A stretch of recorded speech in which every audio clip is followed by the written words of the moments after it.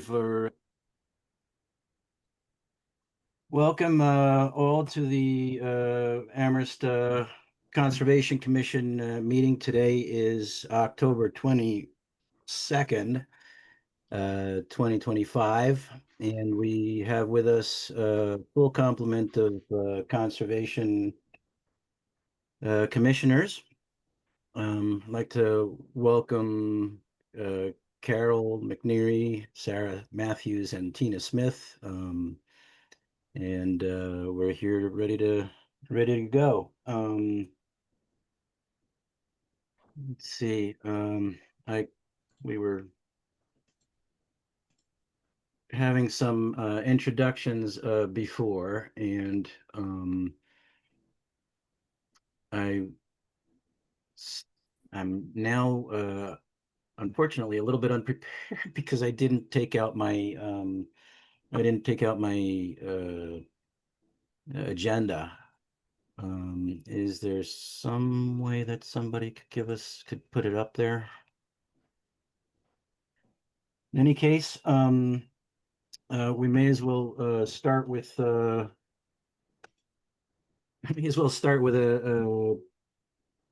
chair's report, unless we want to hear first from the director. Bruce has something to say. You were going to mention what's going to happen with the hearings in case people didn't have to stay on for the whole thing. Okay, so we have today two hearings, one for 7:15, I believe, one for 7:20. Shutesbury Road ANRAD is going to be continued to November 12th. And the second hearing that we have, an NOI for 126 through 148 Southeast Street and 43 Belchertown Road, will be opening on November 12th at 7:15. The abutters still needed to be notified, and I believe there was yeah. So just if you're here for either of those two hearings, they will not be taking place today. They'll be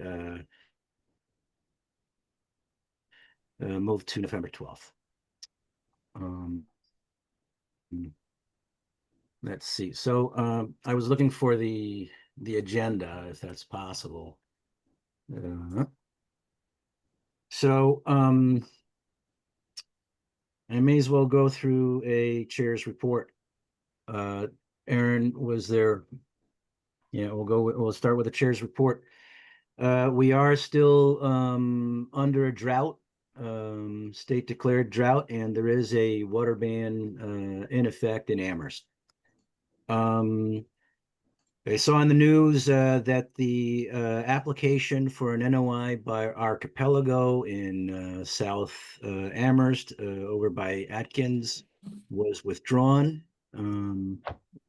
That's all I have on that so far. Hunting season is in process. It's bow hunting season for deer until the Monday after Thanksgiving, when it turns to shotgun. And it's small game season, rabbits, pheasant, and grouse, etc. Otherwise, there have been sightings of the spotted lanternfly in Amherst, and it's an invasive species. I think there was a publicized instance just last week, and my wife, who's a wildlife biologist, saw one in South Amherst 3 days ago as well. I believe that's it for the chair's report. With that said, we're looking for Jason. Yes, I'd seen a news article that said that the Shutesbury Road project NOI was also pulled, and then we have the Shutesbury Road ANRAD. I don't believe that the article was old. However, I went on our town website, and at the Planning Commission, it says that it was pulled. But again, there's no date on that web page. So I don't know how old that is, but I'm just curious, is this Shutesbury Road solar project the same Shutesbury Road solar project we've been talking about off and on for the last 2 years, year and a half?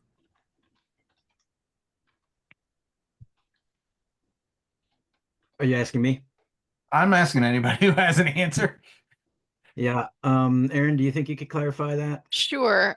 I don't believe that that's accurate. I mean, it could be that that's an old news story from when it was withdrawn from the zoning or yeah, the zoning board and or when the previous notice of intent was pulled. So what we have in front of us is the ANRAD just for the delineation.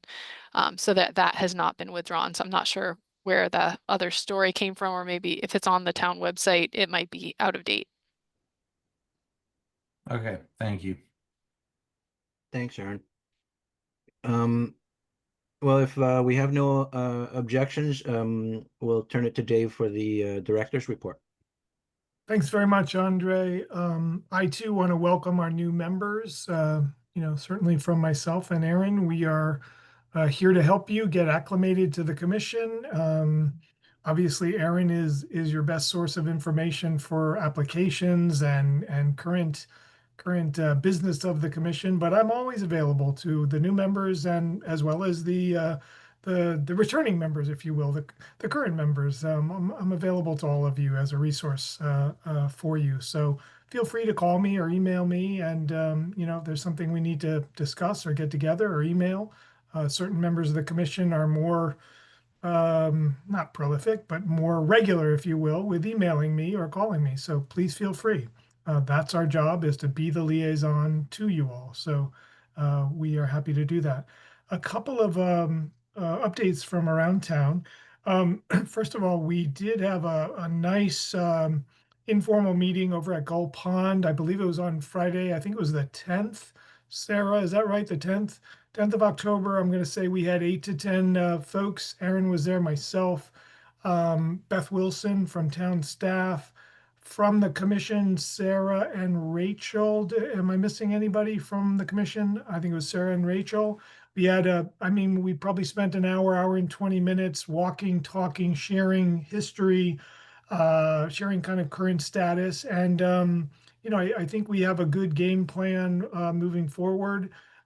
We certainly learned a lot. Having staff there with institutional memory was very helpful. Beth Wilson from DPW, the environmental scientist, gave us a lot of perspective and some interesting pieces of the whole puzzle with Gull Pond and the associated wetlands and resource areas. So we've got a plan. I think we're going to, the immediate thing is to kind of address the water level in Gull Pond. And so I've been in touch with our friends at Beaver Solutions, and we're going to be meeting out there in the next 5 to 7 working days. And I'll be in touch with Sarah, and Sarah is kind of, I guess, the neighborhood liaison, if you will, if you don't mind me referring to you that way. And again, it was a very pleasant conversation, and I think everybody cares deeply about that conservation area and the resource areas around it. So I think we've got an informal game plan, and we're going to kind of move forward with it. So more on that soon. Mount Pollux, you've heard about some of the very modest improvements we did up there. Nothing too exciting, but from an access and parking standpoint, it's nice to be able to park up there and not bump fenders or bump the guardrail. We have new signage going up there, a new kiosk. We have a very short but fully accessible, if you will, it meets ADA trail there to a nice overlook and bench. Yeah, we have a brand new guardrail replacing all that 30-year-old old structure up there. So it's coming along nicely, and that was done a combination of town staff and some contracted work. What else is going on? I believe Aaron and I reported probably at your last meeting that the town did receive the MVP grant. I had thanked Bruce for his amazing work, kind of pulling us all together, being the glue there to keep us on point. This is a grant to inventory and assess all of the culverts in Amherst, Hadley, Belchertown, Pelham with the help of the Pioneer Valley Planning Commission. And so you'll be hearing more about this. There'll be opportunities to get involved with it. There'll be volunteer opportunities. If you would like to be trained as someone who can assess culverts, I think there'll be an opportunity for that. So if you're into culverts and want to learn more about climate resiliency, Aaron and I can fill you in at future meetings. Other improvements around town. Sweet Alice has seen some nice improvements. The trail at Sweet Alice around the Plumbrook Pond. Aaron and I were out there last week, and happy to report that there is a new boardwalk and bridge. This was permitted through the commission probably a year and a half to 2 years ago, and we collaborated with Kestrel and shared some of the cost. And there's a wonderful new bridge. This is over one of the tributaries that feeds Plumbrook Pond. And as you're headed up on the Mount Holyoke Range, you will see it. It's, I'm going to say, 60 to 75 feet long, and it's a wonderful way to protect wetlands and a small stream, intermittent stream coming down from the Mount Holyoke Range. And maybe during Erin's time, she might be able to share some photos of that, but it really came out nice, very nice. And very low impact. We use helical piers, so these are drilled into the ground, very little wetland or resource area disturbance. And it was one of the cleanest construction sites near resource area that I've ever seen. They put down mats to protect the wetland area. There was very little tracking in mud or anything like that. It was a very nice job. What else is going on? CPA proposals. We did get in 2 CPA proposals, not the most exciting, but I would call them important and semi-regular. We put in a request for more trail and bridge funding to the CPA committee. And we also put in another request to help us get to the finish line with the new signs for recreation areas and conservation areas. So you'll see those working through the CPA process. I believe Jason is still, is that right, Jason? Is still the CPA rep? And that process begins the first week in November. And so the CPA committee will be hearing those proposals starting November 6th. You're welcome to chime in or weigh in or listen in on those meetings. They'll be happening every Thursday in the month of November. And then finally, tomorrow night, there is an event. I believe it's semi-invitation only, but Kestrel is celebrating their incredible land conservation deal with the trustees of reservations. That is over 2,000 acres of protected land. This is the effort to protect land formerly held by Coles and the Coles Company, and that land is in primarily in Pelham, I believe some in Shutesbury, Belchertown, and there are some outlying parcels as well that may be part of another celebration. But very exciting that Kestrel and the trustees have teamed up and are protecting a couple of thousand acres for wildlife and people and trails and water supply protection. So that's my quick round the town. Happy to take any questions, or if there's anything else that I might have missed, please feel free to ask me now.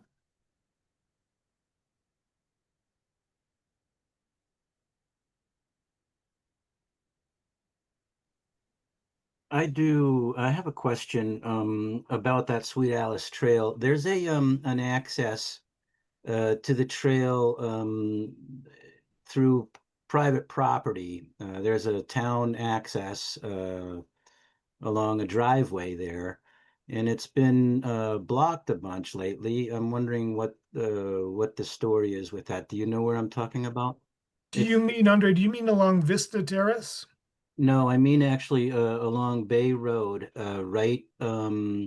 Just just uh, n- just east of Mechanic Street, Middle Street. Sorry, It's east of Middle Street. where Middle Street and South Middle Street are. 2 houses over, there's a driveway that has town access there with parking. And the parking's been, the trail leads right to it. I'm not exactly sure. We've had a couple of things going on down that way. There is a trailhead east of Sweet Alice on the north side of Bay Road. There we share that access. There's a private driveway, and we have parking over to the left, if that's the one you're referring to. Yes, Yes, so that should, if it hasn't opened up already, they repaved their driveway late summer, and what we found was folks coming in to visit the conservation area, where if you've had your driveway paved or repaved or resealed, people needed to do 2-3 point turns, and they were damaging the brand new bituminous pavement. So we worked with the landowner to put up some signs. Brad Borderweek, our land manager, put up some signs that basically said closed for a bit. It should be open now. I think I said we're all set, and we communicated that with the landowner. So it should be back open. If somebody notices that isn't, please email me. But it should be back open if that's the one you're referring to. That should be all good. But that's the reason, is we were just trying to protect. It's a shared right of way where we have the right to park and then pass and repass over their driveway. yeah, okay, yep. It does look like it has reopened, but I was wondering what was going on. I'm familiar with the property because we were going to buy that property above there, and there were issues with the title that included that whole issue, that whole section there. Yes, it's not, it's a access that we want to do something better with all the access points to the Mount Holyoke Range along Bay Road. It's on our list, our project list, to kind of make it clearer where they are, better signage, and that's all part of our sign program we're working on. Because it's not always clear. If you're from Amherst or know the trails, you know where they are, but it's not clear to people who who might be visiting here for the day or the week or with friends or whatever. Mm-hmm. We have some work to do along Bay Road. Well, thanks for your update, Dave. You are welcome. I Question. wanted to say that I've been up to the Mount Pollux place, and I'm so grateful not to have to maneuver around. And it's a big improvement in it with a small amount of space. And I've also been on the Sweet Alice Trail around the pond, and that's really perfect. It's lovely. Yeah, thank you, Carol. And we've got more things planned. Some low-hanging fruit and some other stuff that is a little bit bigger. I mentioned Vista Terrace in response to Andre's question because the commission new members may not be aware, but we are working on a new access point to the Mount Holyoke Range off of Vista Terrace. Vista Terrace is a relatively new subdivision road off of West Street as you're headed up the notch. It's on your left.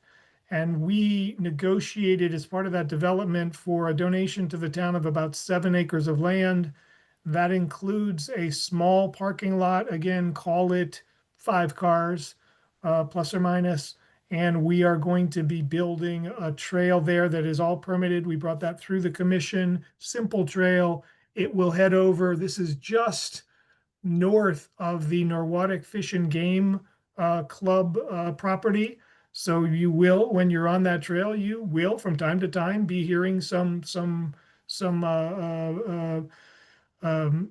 noises, some shots up on. It is very safe. We'll be plenty of distance from where that takes place up at Norwottuck Fish and Game, and it'll cut over to the east and intercept the trolley line trail, which heads up the Mount Holyoke Range. So it'll be another place to park, to bike in from, to walk, etc. And we're trying to make over time connections to Atkins and the points west of Bay Road.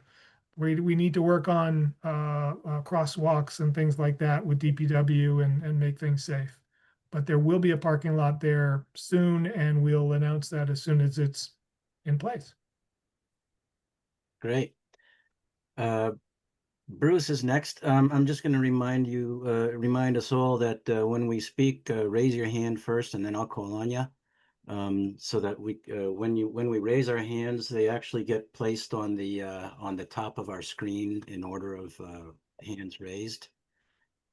Just something for us to remember as we move forward. Bruce, what was- Aaron was gonna describe changes in the schedule for November and December. We should do that now because maybe people will drop off by the end.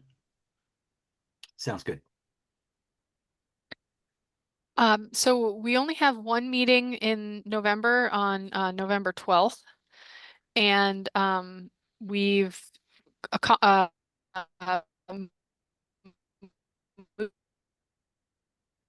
moved up the 2 meetings in December to the 3rd. Yeah, so that's our meeting schedule for November and December. And I think Andre is not going to be here for the meeting on the 12th. So that is also a factor for consideration, at least for one hearing tonight, that we should talk about. Right, so we have our ANRAD meeting or our ANRAD discussion, which was going to take place today, and we've moved it to November 12th. Right? So I think we need to talk about when we're continuing that too, because I think we might have potentially a problem with the continuation to the 12th since you won't be here, Andre, and we won't have a quorum of members on that date. Also, I think we need to, I've already spoken, well, do we want to move into hearings to have a discussion on that now, or do you want to talk schedule for like kind of the scheduling elements of this first? Well, let's just talk about the scheduling elements. Okay. Being that, right, the issue being that on November 12th, I won't be there, therefore we won't have a quorum of folks who've already attended the previous hearings. Therefore, we can't have that hearing on the 12th. When I'm back, December, what was it? The 3rd and the 17th. December the 3rd and the 17th, we'll be able to have that hearing. So we won't be able to have the Shutesbury Road hearing on November 12th, even though I mentioned that at the very beginning of our meeting. It's going to have to be in December, at least to start in December, what, the 3rd, right? Yes. And there is something else about this, about the Shutesbury Road ANRAD, which is that we will need to be making a decision. We will need all the materials that we're looking for, and need to be making a decision on that by December. What day did we say it was? The 17th. Right. Well, and I think a lot of this depends on Jason, Jason's future. And I don't know, that's obviously a consideration here. And moving into January, we'll need Andre, Bruce, Rachel, and Jason on the Shutesbury Road ANRAD. So if, considerations being what they are, if Jason ends up departing the commission for greener pastures. we we might need to move more quickly on a decision for the ANRAD. Okay, for those who aren't aware, Jason has put his name in for a position as on the town council, right? Jason? Yeah, District 2 Town Council. District Rep. 2 Town Council. And in the chance that he does get it, that would leave Jason out of the commission, and therefore not available as to form a quorum. So that's where the stickiness starts, and I think we can discuss the rest of it at the hearing, I guess. Does that make sense? I mean, Yes. Actually, if we don't have a quorum, if Jason is gone, he'll be gone at the end of the year, which means we have to have all the materials to make a decision.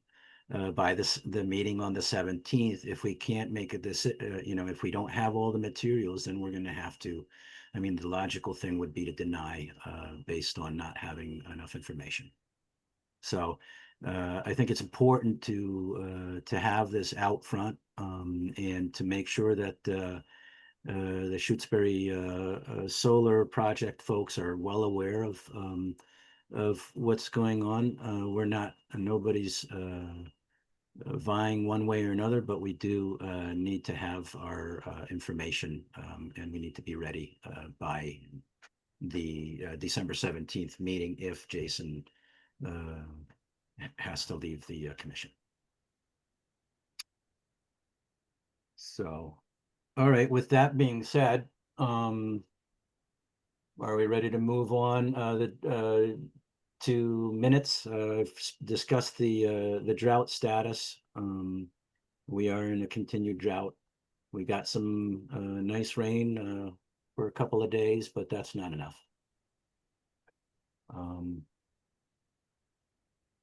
We have minutes that were presented by Bruce, I believe, right? Put together by Bruce. I draft them, Erin reviews them and modifies based on her understanding. All right. Have we had a chance to look at those? Are we ready to, how many are there, Erin? See, 1, 2, 3, 4, 5 sets. Rachel? Thank you, guys. I just had one modification on the notes for 9/24/2025 under Sweet Alice. I abstained from voting there because I'm a butter to Sweet Alice. So I can take care of that, Bruce. Okay. Thanks, Rachel. Any other objections or anything? Okay, do we have a motion to approve them? I will move that we approve the minutes from 7/23/2025, 7/30/2025, 7/9/2025, 9/10/2025, and 9/24/2025. Thanks, Jason. Second? Anybody for a second? I second. Jason with a motion and Rachel with a second. Rachel? Aye. Carol? Aye. Sarah? You'll have to unmute. Yep. Tina? Aye. Bruce? I didn't hear you, Bruce. And Jason? Aye. And I'm an aye too. Land use applications. Erin? So we don't have any land use applications, but just quick land management update particularly for the new members. So for the last, close to 4.5 years, the Conservation Commission has been working on a draft land use policy regulation document, which is a consolidation of a number of different policies that have been developed over the years. And we had a land management subcommittee that spent about 2 years going through the document and refining it and updating it.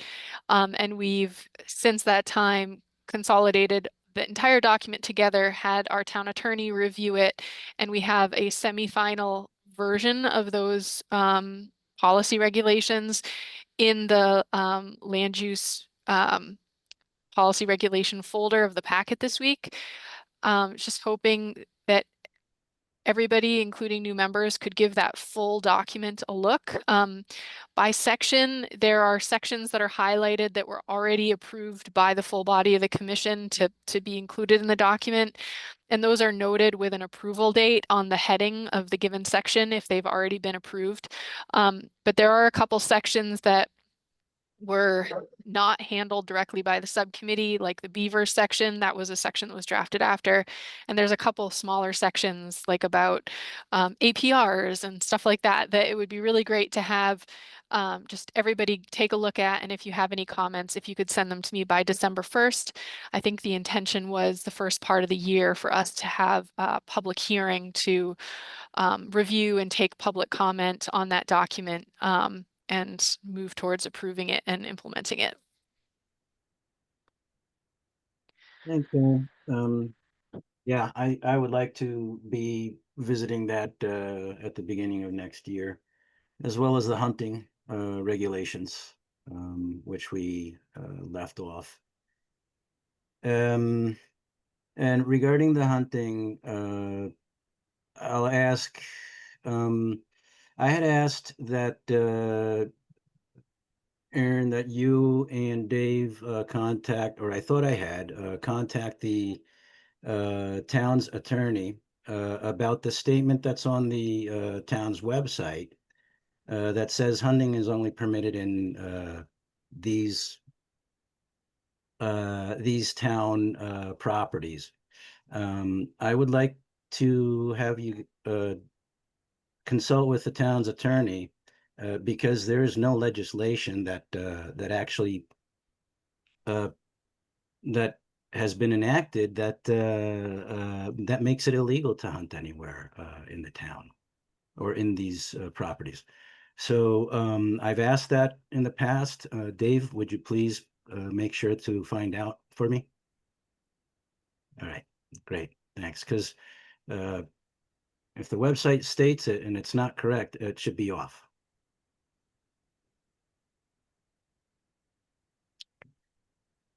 All right, so anything else on land management updates or land use applications, which we didn't have any?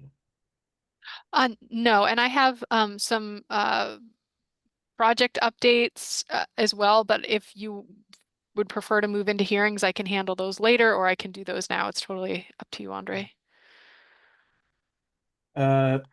You may as well do them now because there's no, we're not really going to have anything in the hearings. So yeah, go ahead. Okay. So just to make everybody aware that the past couple weeks there have been a number of kickoff meetings or pre-construction meetings for a number of projects that had been previously approved. So some of the bigger ones would be like the Hickory Ridge Order of Conditions, that the Amendment 2 portion where they're going to be moving in to do a number of projects that were permitted. And there we had the pre-construction meeting on what day was it? Tuesday morning, yesterday morning.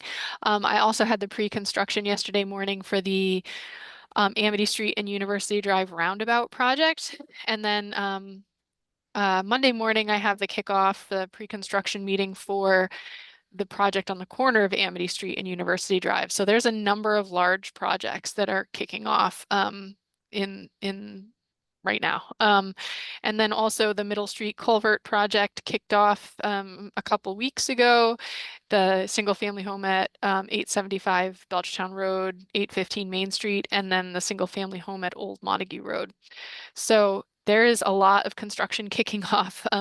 And we've already got a lot of projects underway. So you'll see a uptick in our monitoring reports, which are already robust. So it's going to be a lot going on this fall. Nice, good, good.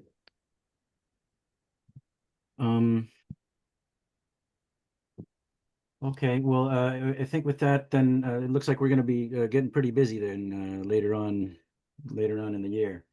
Well, with that, we'll move into our public hearings. I think before the hearings, though, there was a note on public comments from staff. Essentially, if you're emailing staff with a comment for the Conservation Commission, you should request that requested in writing when you do it. But the best way to submit a comment for us to us for, is to go through the website and submit a public comment. That you can find on the Amherst Conservation Commission webpage. And you have a picture there of what the webpage looks like. We'll move into our hearings. Have a general procedures for fairness in the hearings. We have 20 minutes dedicated to each hearing on the agenda. It starts with 5 minutes presentation by the applicant, 5 minutes for the staff to comment, 5 minutes for public comment, or 2 minutes per person, and then 5 minutes for the conservation commissioners.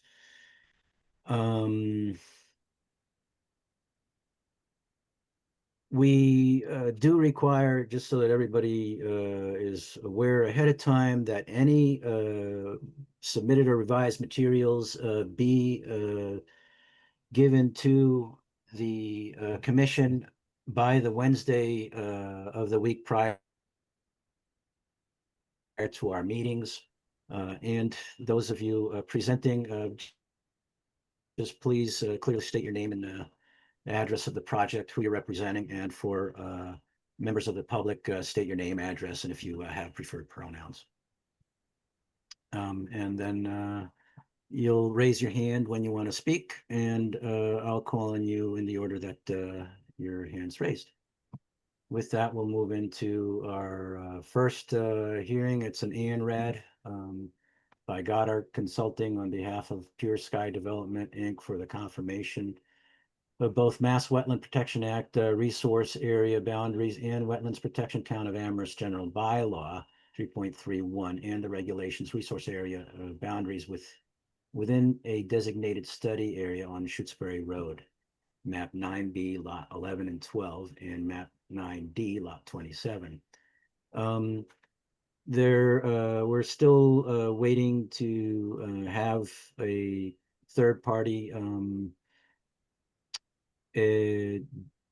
or two third parties do some evaluation of the sites, and because of that process, we're going to need to continue the hearing to the 12th of November at 7:20 p.m. With that, we need a motion. Erin. So I just want to make sure we correct that date. And Okay. just another piece of this, which I did speak with the applicant about. So they did understand the situation about the November 12th meeting, that we wouldn't have a quorum, and they were fine and requested in writing that we continue to December 12th.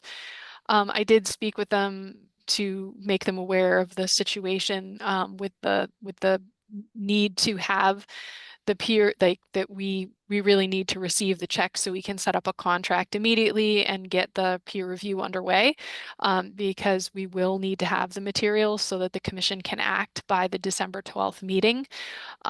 So I don't know. I mean, my recommendation as staff to protect the commission legally would be to state that we would be granting a continuation to December 3rd, and that we would need to receive all materials to render a decision by December 11th. And that if all materials are not received at that time, that the commission would be needing to deny for lack of information at that time based on the situation that's before the board. So if we make all of that information clear to the applicants, which I've already spoken to them about, they understand the deadline situation, but I think it would be helpful to have that in a motion similar to the last time around, so that we can just protect the commission legally speaking in the instance that we don't have a quorum after the 17th. Mm-hmm. Okay. And so yeah, they would need to have so I think it's fairly clear now to them that that they need to have that our next meeting is going to be on the 3rd of December. And that we need Correct. materials by the Wednesday before the meeting after that, which is the 17th. So they will need to have all of their materials in by, you said the 11th or the 10th, I suppose. Yeah, right, for a week prior to that meeting, right, in order for everybody to review it in advance. Yep. Okay. Well, by the 10th, right? Is that the Yes. date, or I'm not looking at Yes. all I'm right. just modifying the motion because this is all sort of happening very, Yeah. as we've discussed this. Okay.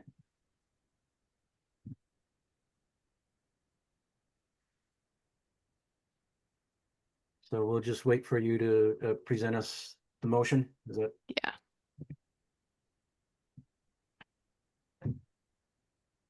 Ah, sorry. It's, how when you write like a TH after a number, it makes all the writing small. It did that while I was typing.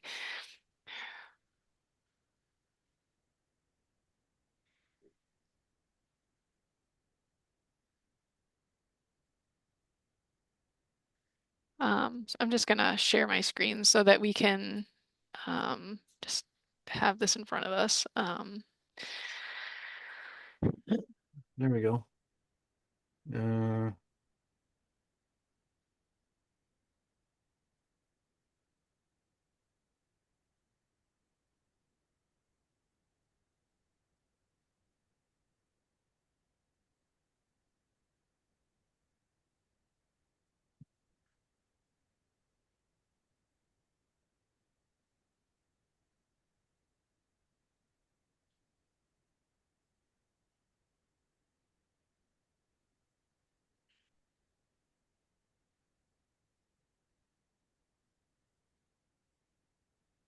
Again, I know there's a lot of factors involved here, but I think we're just trying to cover the commission legally in the instance that materials aren't in by that date. And I can refine this, however. Okay, thank you. So with all that, unless there are any questions, oh, Bruce has a question.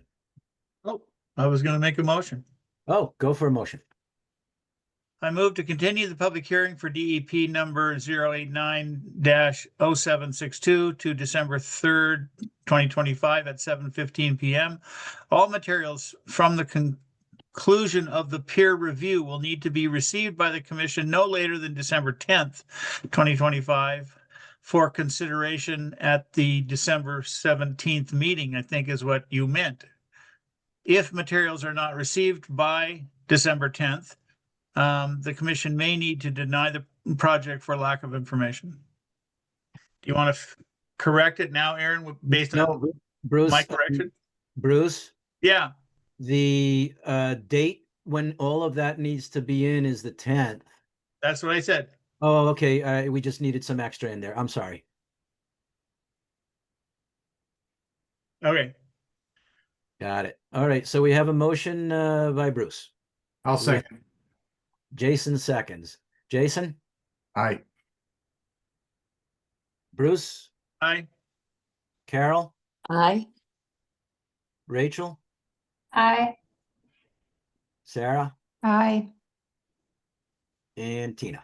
Aye. And I'm an aye. Okay, so with that, we'll move on to our second hearing. We won't be opening this hearing. But this was to be Stonefield Engineering and Design on behalf of Amir Mikchi of Fort River LLC for the proposed construction of a mixed-use structure housing and commercial with proposed parking, stormwater, and associated site work and landscaping at 126, 140, 148 Southeast Street and 43 Belchertown Road, map 15C, lots 7, 8, 9, and 48. The abutters the abutters to this property were not all notified on time, so because of that, we won't be opening the hearing. And it's being moved to the 12th of November at 7:15 p.m. There's no motion needed because we didn't open. Is that correct, Aaron? That's correct. All right. Bruce has a question. Bruce? Oh, I didn't lower it, sorry. It's okay, sorry. All right, with that, we're moving on to other business. Aaron? Yeah, so there's a couple pieces in the packet that I'll just call your attention to.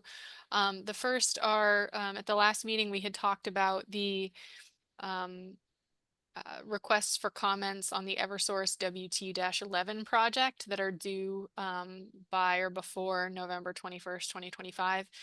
The commission had asked me to reach out to the neighboring towns. This project extends from Irving all the way to Ludlow, and to reach out to the towns that are along the line to see if we wanted to collaborate on assembling comments and also putting together ideas for potential mitigation projects that could benefit the region, which I did do. And there's a doodle poll out right now, and the way that it's been sort of extended so far is having, you know, 1 or 2 representatives from each town to try to get together on a doodle poll to have these conversations. Just for the sake of you know, we want to avoid having any open meeting law violations. And so if we had, like, say, 1 member of the Conservation Commission to attend, the person who comes to mind is Bruce, primarily because Bruce was involved with the Fort River Forward project, where we assembled a large list of potential mitigation projects. But there's already been a number of folks, staff and or committee members from other towns who have signed on. And so depending on folks' comfort with that, that's something that a member of the commission could participate on. Also, just so everyone knows, in the packet, there is a letter that has already been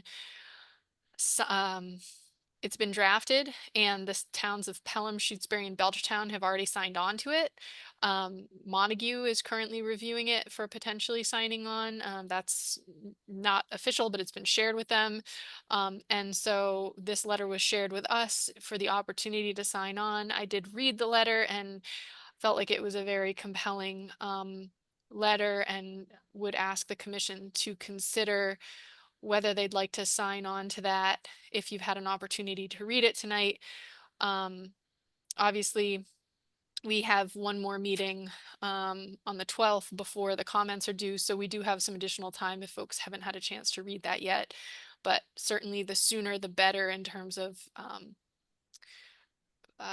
number 1, getting these comments assembled and agreed to, and also anything we can do, I think, to coordinate with the neighboring towns for game plan moving forward would be great.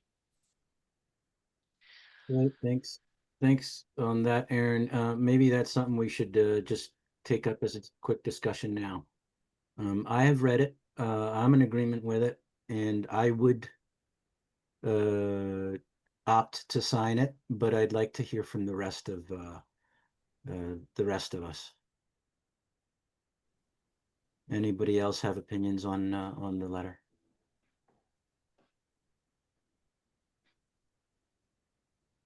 Does Jason, please? Yeah, I would be open to signing it All right. for the Conservation Commission signing. Thanks, Jason. Sarah? Yeah, I would like to sign it or have the commission sign it as well. All right, thanks. And Bruce? So Aaron, given that it sounds like the commission wants to sign it, what is the purpose of the meeting or attending the meeting? Well, it's inviting all the towns from Irving all the way down to Ludlow. So we can, it's really to all get together and say, what are your comments, and collaborate together on potential mitigation ideas that might benefit multiple towns. I think it's clear that Pelham, Shutesbury, and Belchertown have put a lot of thought into it at this point. And I would just add, if you haven't looked at the map, this really impacts a relatively small corner in the town of Amherst, but in the towns of Pelham, Shutesbury, and Belchtown, for example, we're talking like massive swaths of wetland Right. resource area being cleared. So I think it's really kind of a showing of support also to our neighboring towns. So Well, I'm open to going if we can work it out at a time when I can. Mhm. And if we can't, then we should have someone else go.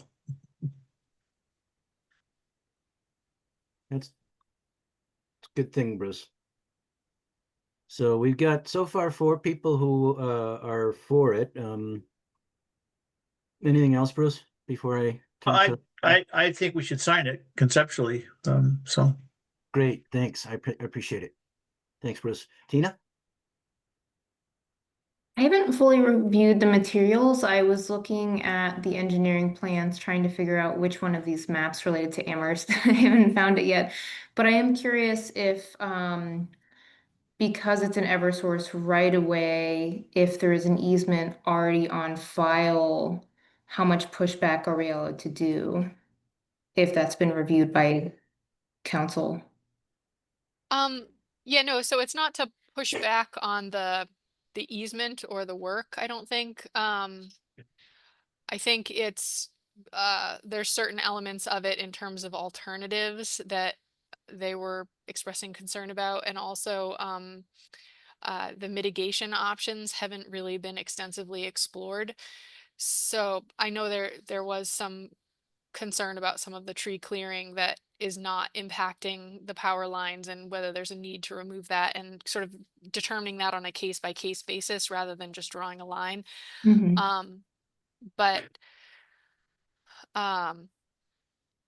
so the question is, has our town council reviewed their easement to determine it to be legal?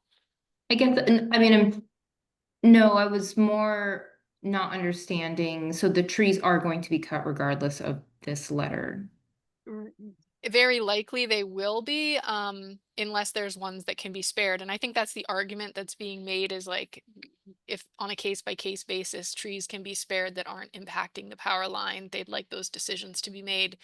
Also, just that there's like alternatives analysis weren't submitted with the application. There's like a number of sort of shortfalls with the submitted materials. And then the other piece of this, which Bruce had asked me about earlier today, in the 3rd paragraph, there's some indication that some work had already taken place or was underway, and there was some question about what that was. And apparently there was like some preparation to do tree removal work before the project had even been permitted. So that's been since stopped, is my understanding, but it sounded like it was there was some issues with overall with this being a little rushed, I guess. Oh, I see. Yeah, I guess I'd say my question is more in line of, I would be curious to read the easement that they do hold and see what the language says, because that might be helpful in pushing back. Interesting. Okay, I can. Yeah. Yeah, I'm wondering how we could do that. But I'll look into that and try to get an answer. And I think right Well, now yeah. we're, sorry to interrupt here, but I think where we are right now is that these towns, the towns have already drafted this. Mhm. And we're kind of in a place where coming in at this point in time, it's probably not feasible for us to edit it or anything, but we're kind of just a thumbs up or thumbs down to whether we want to endorse it. I think that's kind of where we are right now, if I understood you, Tina. Yeah. All right. Well, thank you, Bruce. No, I'm sorry, Sarah. was first. Sarah? Yeah, just responding, Tina, to your question about the easement. Yeah, so utilities, as you know, take these huge transmission line easements that cross multiple properties. And although they have, they have rights under the easement, but like any landowner, whether they have an easement or they own in fee, there are restrictions on what they can do. They still need to get permits in order to do what they can do. And I think, So I think this letter, the concern is that in going to get their permit and the application that they submitted, that there are concerns with that, with their application and with not exploring alternatives to the type of sort of really massive tree clearing that they're proposing. The easement, what'll happen is that the easements cross, huge swaths of property. So everybody that owns property that's covered by a transmission easement is going to have an easement recorded against their property in connection with that. They tend to all be similar. And they're pretty broadly drafted. So, I mean, you're certainly right that utilities typically get a lot of sort of leeway in their drafting, but they can't do whatever they want. And I think the concern is they're kind of really overreaching here, and the towns are trying to stand up for the kind of damage that they think is going to be done.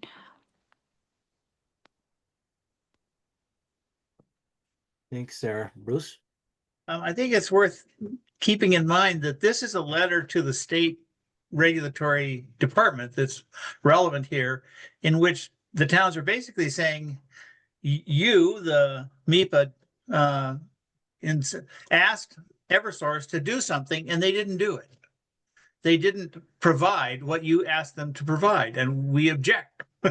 So, and secondly, I think even if we discovered something interesting, Tina digs into the easement language and discovers something, there's nothing that precludes us from sending another letter saying, oh, by the way, and there's this too, because we have till the 21st to do it. Good points, Bruce. And thanks for that clarification. So it sounds to me like we're all where the majority of us are on for signing on for this. Do we need to take a vote for this? I'm sorry, Rachel. Yeah. We do. Okay, so we will. Rachel? Yeah, and I want to highlight what the report from the state said initially, that even though only a small portion of the property, a small portion of the easement crosses Amherst land, Amherst is significantly impacted by the work upslope. A zone 2 area is a drinking water area, so whatever goes into the ground or whatever degrades the water going into the ground and in zone 2 affects everyone's drinking water. And Amethyst Brook. And so there are areas that are maybe in another town's jurisdiction that significantly impact what happens in the resource areas of town. And I definitely support this letter. I just want to point that out to other commissioners. Thanks, Rachel. Let's see. I think then we're going to be up. We're up for a vote. Hang on one second.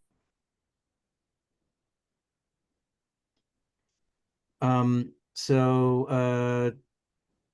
I guess what we're looking for is a motion to sign on for the Conservation Commission to sign on to the Eversource WT11 letter that has been put together by Belchertown. So moved. Motion by Jason. Do we have a second? And that's Bruce with a second. Yep. Bruce? Aye. Rachel? Aye. Jason? Aye. Tina? Aye. Carol? Aye. Sarah? Aye. And I'm an aye. Okay, so sorry, Erin, now comments on the 2024 Clean Energy Law. Yes. So I did submit comments literally at 4 o'clock. They were due at 5 o'clock. It was a hustle to get through what I could get through in order to get comments in on time. And I expressed that the Conservation Commission wanted to comment and didn't have an opportunity to comment due to the very limited time window that was provided for comment. And so that I, as staff, was doing my best to identify concerns with the proposed regulations as they impacted the Conservation Commission and ultimately, you know, the town. I think there's a lot of implications there. So I did submit that comment, and I included it in the packet for everybody to review. And I apologize, there are a couple unintended typographical errors, but it was like I could barely have time to proofread it. It was a lot to get through, a lot to digest, and a lot to comment on. But yeah, there are some very concerning implications with a lot of the rollout, I would say, particularly staff implications. And I mean, if you read the letter, I think it kind of speaks for itself, but expectations that ANRADs and NOIs are being reviewed at the same time, that everything be completed within a year, that we're getting like construction phase drawings at the same time we're getting permit phase drawings. It's a very, very tough process. So I did my best. Yeah, I found it to be well written, and most certainly the point about there being no them giving no time for comment is a strong point. We should have more time where we could be commenting on it. I don't think that there's anything that we need to do for that at this point. It's already fired off, right? So yes. But it'd be good for for us all to read it, so that we're familiar with what may be coming down the road. Any comments on that? You. Okay, I see Bruce's hand up. Go ahead, Bruce. Let Sarah go first. Sarah, go ahead. I just have a suggestion.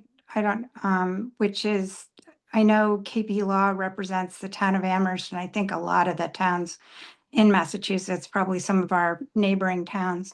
And I think it might be helpful to reach out to them and ask them to give a presentation to us, because Smart 3.0 is just coming out and it's quite different from the other two solar programs. And I just think it might benefit the town bodies that are like the Conservation Commission to, get some advice about, what we are able to do and not do in order to protect our resources. And I think we should pitch that they do it for free. They might. Hear, hear. So that would be my suggestion, because I think it would benefit everybody. It's a great idea, Sarah. Thank you. Aaron, was yours on what Sarah said, or? Well, I was just gonna say, there was a number of elements to the clean energy documents that weren't yet completed at the time that the public comments were required to be submitted. So they hadn't even finished all the documents for review for the comment. But also there are a number of other sets of regulations that are coming down the line, and a lot of these regulations are for implementation on March 3rd, 2026. I believe there's another round of housing regulations, which are very similar. And I just want to keep that on the forefront, because that's going to be the next set to review in a very, very rushed manner. So stay tuned for that. I'll do my best to stay on top of it. It's a lot coming at us to review and comment on. Okay, Aaron, thanks. Bruce. Okay, I recommend that we authorize Aaron to send a copy of what she wrote and what she sent in to our Senator Comerford and our Representative Dom, so that they're aware that it's not that they're not already aware, but they need to hear from all of the constituents that they have that this is really concerning. And I've seen other examples where one or both of them went to the state department and said, well, what's going on with this? And things can happen when they do that. I think that's an excellent idea. Thank you, Bruce, for bringing that up. Aaron, do you think you could do that? Thank you. With that, I suppose we're moving to correspond. No, we still have a couple of questions. Carol. Well, Aaron, when you were talking about the housing reg, were you talking about the Mass Ready Act?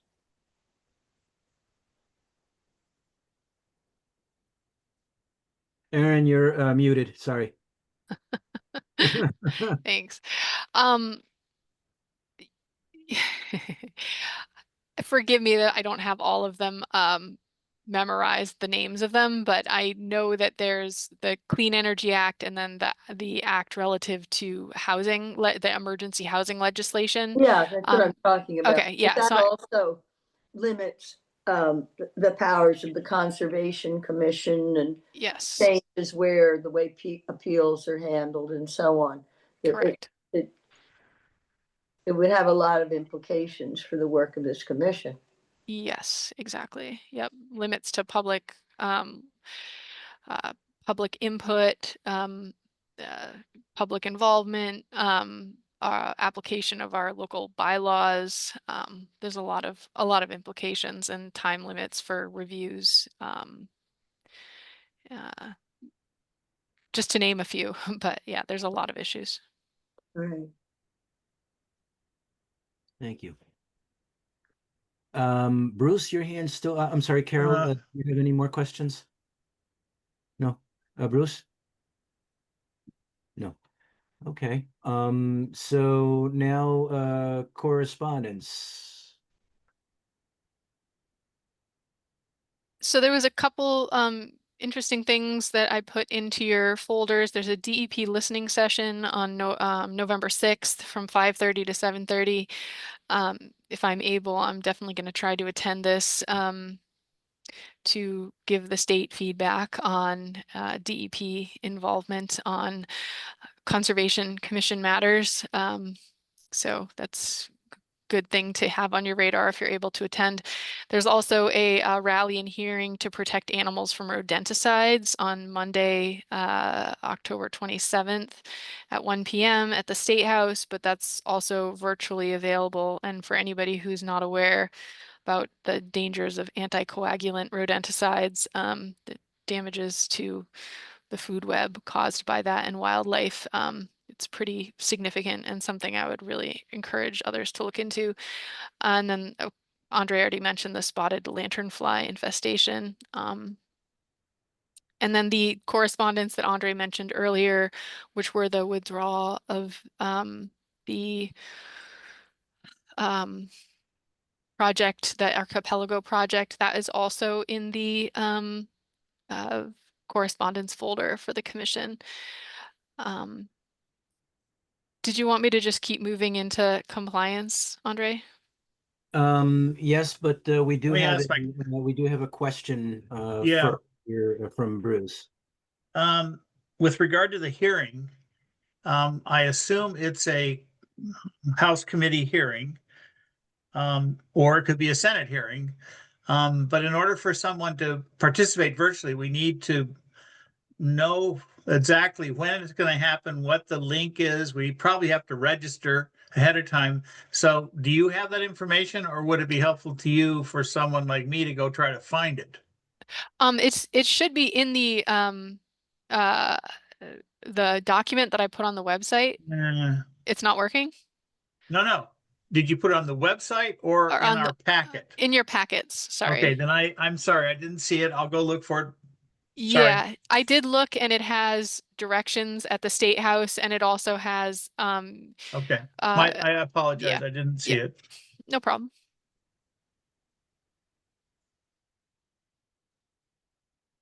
All right, and I will second, Aaron's description of rodenticide, as being, quite deadly. I've investigated not just rodenticide, but other poisonings of, wildlife, and what you end up with is target species closer to the middle, and some others that might die with them.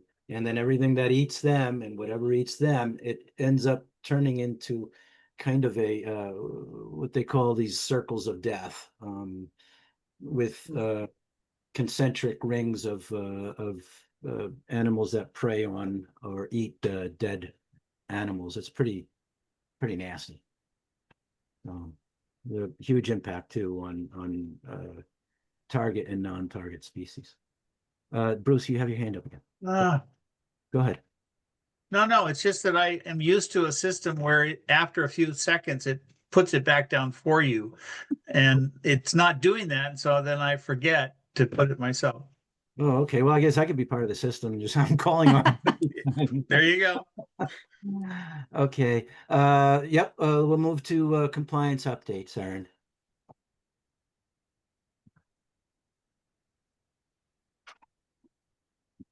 Aaron's muted. Sorry. So 11 Poets Corner just had a conversation with Andre earlier today about this one that I'm going to try to follow up and verify that their plantings were installed and that their mitigation was installed as was required. So I'm going to try to follow up with them prior to our next meeting. 685 West Street, I have a site visit scheduled on Monday morning with the landowner to go out and have a look at the staked buffer zone areas to try to assist that landowner in moving forward if I can without having to file a permit, but I'm kind of need to see the site to understand what's going on. And then 130 Harkness Road, this is the single family home on Harkness, kind of on the corner of Harkness Road and Belchertown Road. So there was an issue there several months ago because the site is very gravelly, and it had been open for a while. We have a site monitor out there, and there was quite a bit of sediment. There was like rills and gullies that were forming and coming down up against the erosion control boundary and breaching the erosion control boundary, going beyond the erosion controls. So at the time, I ask them to clean that up and seed down the area to stabilize it as soon as possible, which they went in and they did seed it down, but the material that's up against the sock was never cleaned, or if it was cleaned, it's filled in again, and the material is still breaching behind the controls. So I've been in contact with the monitor and with the owner requesting that this be addressed probably for, I want to say, at least the last 2 monitoring reports, and there hasn't been any action. So I'm just making the commission aware of it. You know, I can continue trying to correspond with them to get some action here. Not sure what the commission's feelings are in terms of, you know, issuing a notice of non-compliance, or if I should just continue trying to get something to move forward there on that. And is this one the one that you're going to have a meeting with them next week? Or no, this is No, this is a different one.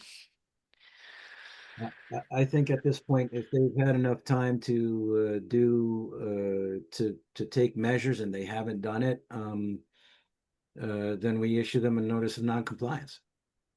That's an opinion of mine. Don't want to be speaking for the whole commission, but they've had time to respond, right? They've had time to do something, and so far nothing's happened. Is that? Yes, that's correct. Opinions out there, other than, you know, that differ from mine, or that complement or have other angles?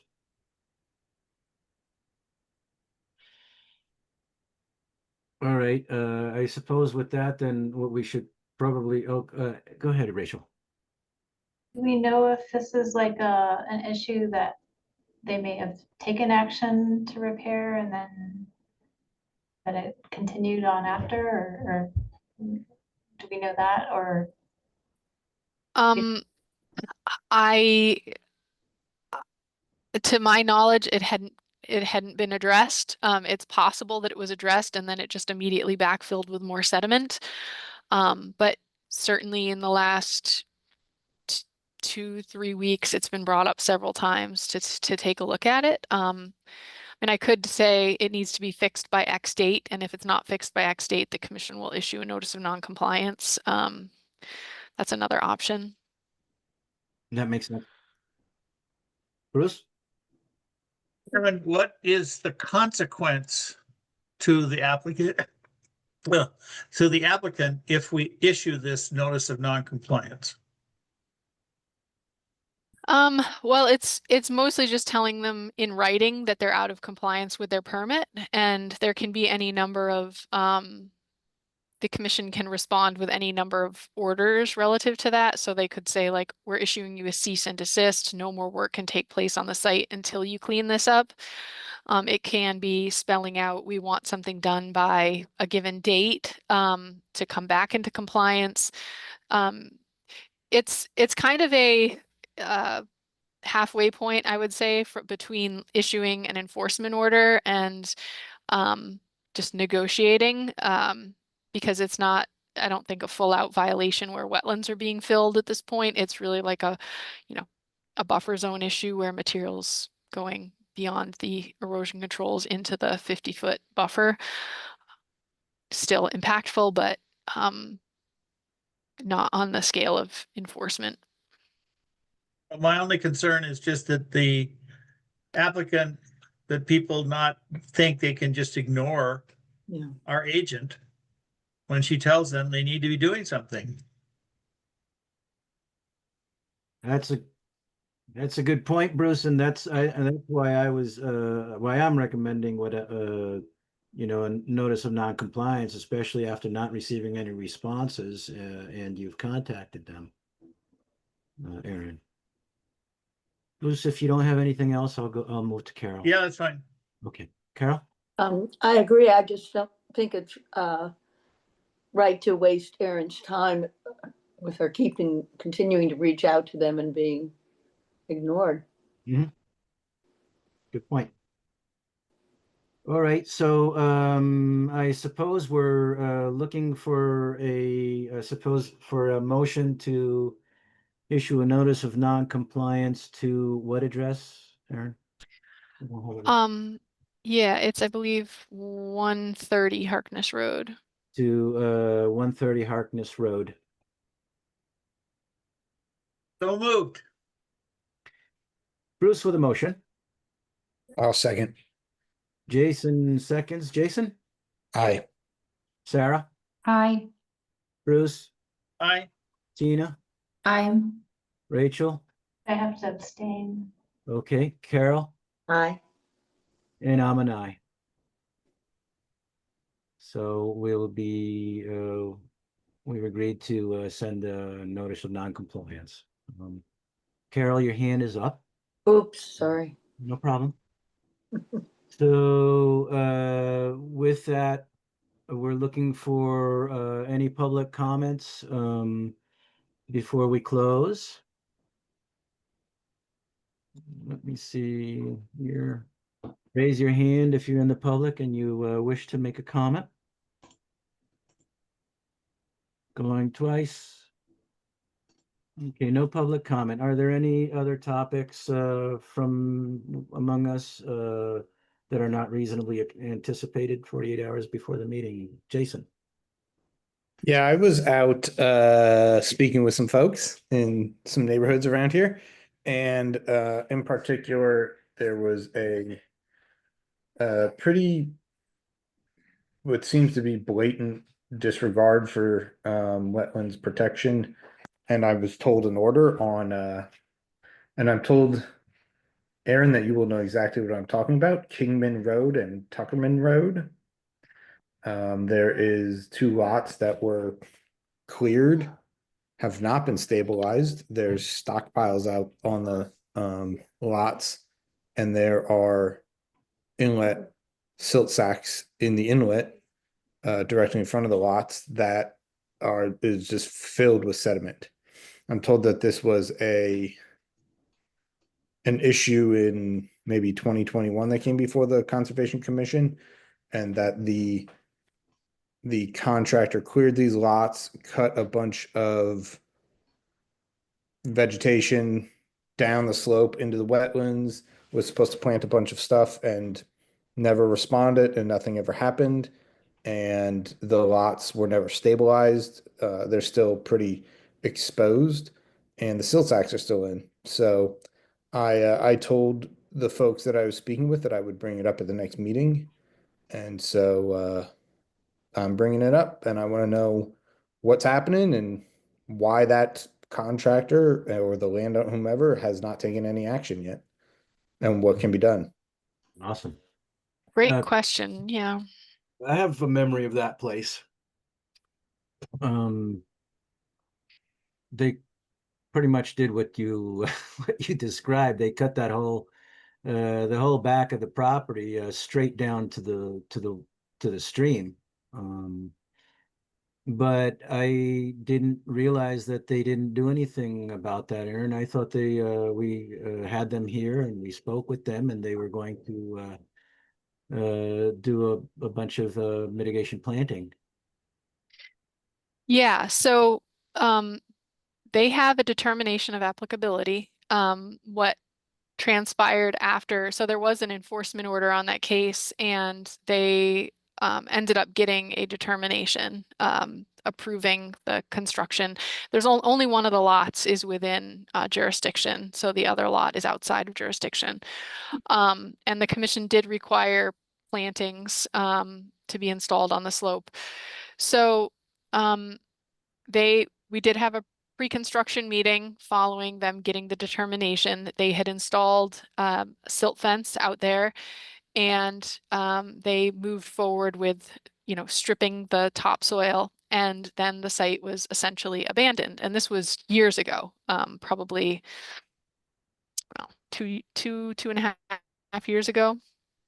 And I was monitoring the erosion controls and slowly watching them deteriorate. At one point, I did go out and I was on the verge of, issuing them a notice of non-compliance. I went out to the site, and the site had become fully vegetated with like goldenrod and grasses, and so it was not that I could say it was unstable. Their permit was still valid, so they have an open permit. Granted, I have observed that their BMPs have failed, and that they have this issue with the fabric that they put in the catch basin on the cul-de-sac that was full of material. So I did reach out to Jason Skeels at DPW, and I reached out to the landowner a number of times, and I kept continually hitting a dead end. I do think that it's partially my fault for not being more, I guess, ambitious in tracking them down, and partially a little bit of I don't know, PTSD from our last experience, because it was a pretty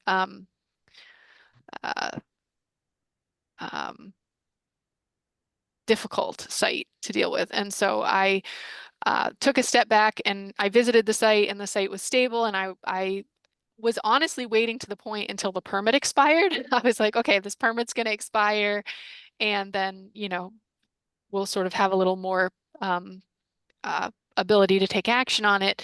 But then the governor came out with the COVID tolling period, which extended the permit for another 3 years. And I have just felt like I'm at sort of an impasse with I'm challenged with how to deal with that one, but I'm more than happy to issue a notice of non-compliance on it and move that forward to try to get some action out there. How about we take a look at it in the next meeting or so?